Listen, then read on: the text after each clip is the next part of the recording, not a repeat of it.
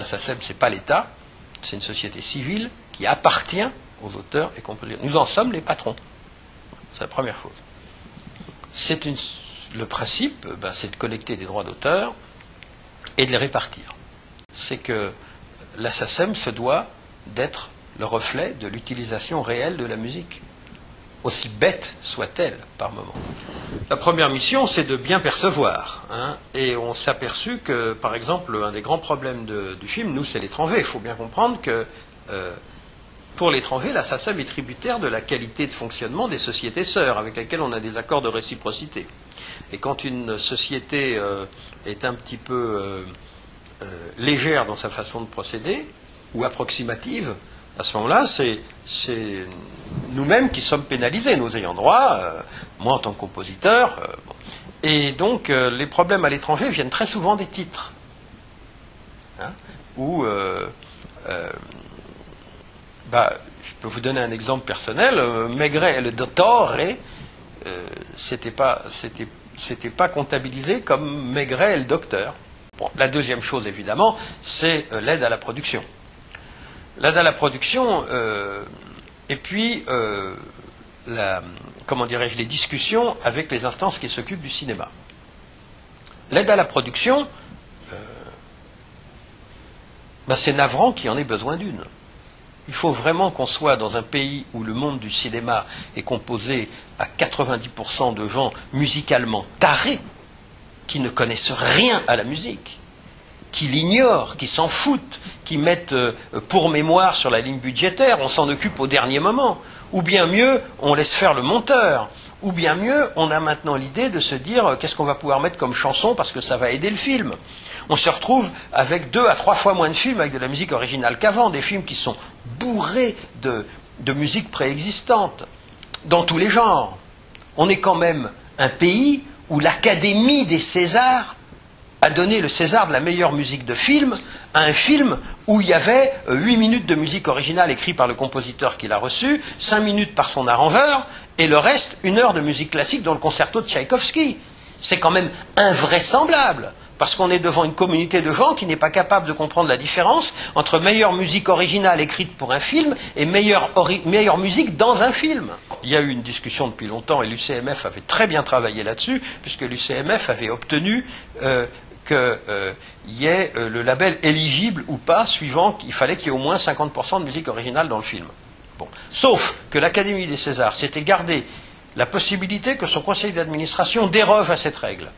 Et voilà, et là les producteurs ont fait... mettons-nous bien d'accord, ce que je dis n'a rien d'agressif vis-à-vis du compositeur qui a écrit la musique du film, qui est quelqu'un tout à fait respectable. Je dis simplement qu'on ne peut pas, en ayant écrit si peu de musique dans un film, et alors qu'à l'évidence, c'est... Ce qui a frappé les gens, c'est le concerto de Tchaïkovski, et le reste de la musique était vraiment fonctionnel, quoi. Donc, franchement, c'est pas normal. Et j'ai écrit personnellement à l'Intersian, Jean-Claude Petit aussi, etc. Et finalement, la décision a été prise, à la suite de cette année, et de ça qui était vraiment allé trop loin dans le grotesque, que désormais, il faut que le film ait l'indication de la SACEM que le film est éligible pour qu'il puisse être éligible. Et l'indication de la SACEM, elle sera donnée au vu du QSHIT, dans la mesure où il y a plus de 50% de musique originale. Je profite aujourd'hui, tiens, que je suis avec vous pour le dire, parce qu'il y a un certain nombre de compositeurs de musique qui écrivent pour l'image, qui font de la publicité. Ce qui pose le plus de problèmes à la SACEM, c'est la publicité. C'est là où il y a le plus de scandales, le plus d'escroqueries, et je dois le dire, et je vous le dis en face, chers confrères, le plus de mes confrères qui n'ont pas le courage, lorsqu'un producteur leur dit « imitez-moi ça parce que je ne veux pas acheter les droits », de ne pas le faire. Et on arrive à des choses qui sont des démarquages scandaleux, faits par des compositeurs pourtant honorables, et qui, à force de vouloir faire plaisir aux clients, ne se rendent pas compte qu'ils se mettent dans l'illégalité la plus totale. Et là, c'est quand même vraiment... Bon, et puis moi, j'avoue que là, c'est une opinion personnelle que je dis, mais je trouve absolument scandaleux qu'on édite des publicités. Ça veut dire quoi? Vous avez un jingle publicitaire qui fait 3 secondes et vous avez 2 coéditeurs? Non, franchement, on se fout du monde. C'est vraiment un milieu que je trouve perverti par l'argent. Si on considère là que ce n'est pas Laurent Petit-Gérard, membre du conseil d'administration de la SACEM, qui parle, mais Laurent Petit-Gérard, compositeur, je vous dirais que je n'ai aucune confiance dans le CNC, qui se moque intégralement de la musique, qui nous ont fait tourner, quelle que soit la gentillesse et la qualité de leurs dirigeants, mais ils nous font tourner en bourrique. Ils font des promesses qui ne tiennent jamais, parce que derrière le CNC, ils ont quand même affaire à des producteurs qui ne veulent pas payer. Et surtout, plus grave que ça, à un milieu qui est très ignorant musicalement. Il n'y a pas un point dans leur chaîne où ils iraient tout d'un coup dire tiens, mon beau-frère, là, son fils, il s'est amusé, il a fait une jolie dissertation l'autre jour pour son truc, donc je vais lui confier le scénario de mon prochain film. Mais par contre, le fils de mon beau-frère, il fait un peu de musique, il a un petit synthé à la maison, bah tiens, viens faire la musique de mon film. Ils sont... c'est consternant. Bon, et finalement, le CNC, ils sont que le reflet de ça. Ils n'ont pas envie de s'embêter, ils n'ont pas envie d'entrer une guerre pour la musique. Vous avez qu'à regarder la façon dont M. J. Jacob considère la musique à Cannes. Il en a le plus grand mépris. Tout le monde a beaucoup d'admiration pour ce monsieur, pas moi. Il a le plus grand mépris pour la musique. Il fait des grandes déclarations, mais il s'en fout intégralement. On n'a jamais pu avoir une citation pour la musique dans le palmarès du festival. C'est quand même incroyable. Et on a eu une ou deux fois, oh miracle, un compositeur invité au jury. Voilà. Et pendant des années, la SACEM a essayé de faire des choses avec le Festival de Cannes, et on a compris que la seule chose qui les intéressait, c'est qu'on apporte un peu d'argent, éventuellement qu'on mette des haut-parleurs sur la croisette qui diffuse un peu de musique, ce qu'on a fait une année, puis voilà. Si vous voulez, Cannes, CNC, même combat. D'ailleurs, c'est souvent les gens qui ont dirigé l'un qui dirigent l'autre après. Je n'attends strictement rien d'autre. Vos 3%, vous ne les aurez jamais. Et puis, il y a l'action culturelle. Il faut savoir que chez nous, elle est double, à la SACEM. La plus grande partie est financée par le 25% de la copie privée. Vous savez que les sociétés de gestion collective, comme la SACEM ou la SACD ou la SCAM pour des sociétés d'auteurs, mais aussi la DAMI ou la Spedidam pour des sociétés d'interprètes, voire même la SCPP pour les producteurs, sont des sociétés qui touchent de la copie privée, mais qui doivent réserver 25% de ce qu'elles touchent, ne pas les distribuer aux ayants droit et les attribuer à la soutien au spectacle vivant, à la formation et à la création.